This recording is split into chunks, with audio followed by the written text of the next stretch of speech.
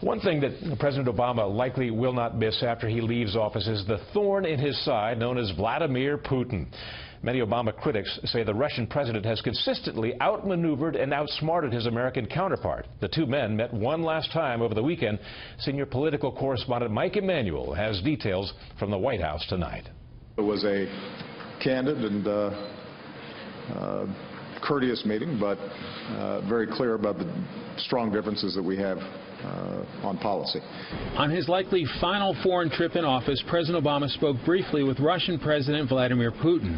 And while Putin said he thanked Mr. Obama, it was clear their relationship wasn't easy. The dialogue between us was not simple. It was complicated, you can even say, to work with each other.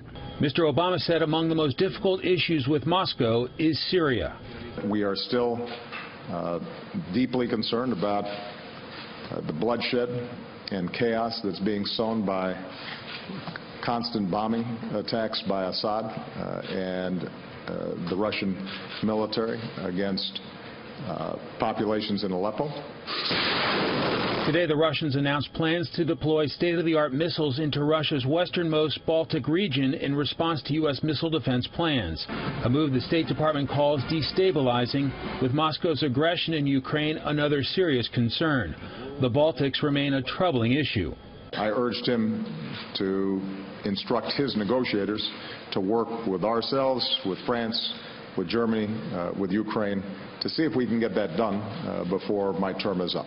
President-elect Trump spoke with Putin by phone a week ago when aides say Mr. Trump said he's looking forward to a strong and enduring relationship with Russia. The newly elected president of the United States reaffirmed his intent to normalize United States-Russia relations. Senate Armed Services Chair John McCain sounds alarmed about a potential thaw with Moscow, saying last week, quote, "At the very least, the price of another reset would be complicity in Putin and Assad's butchery of the Syrian people.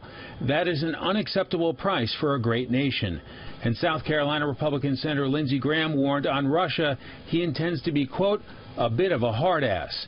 Yet at the State Department today, spokesman John Kirby didn't want to preach to the Trump team. The degree to which or how the incoming administration will look at that is, again, up to them to decide. But relations with Russia remain critical. The president suggested that people should take a wait-and-see approach to learn how Mr. Trump will handle some of these difficult issues. But he said the reality of world events will likely force the president-elect to adjust some of his thinking. Doug? Mike Emanuel at the White House tonight. Thank you, Mike.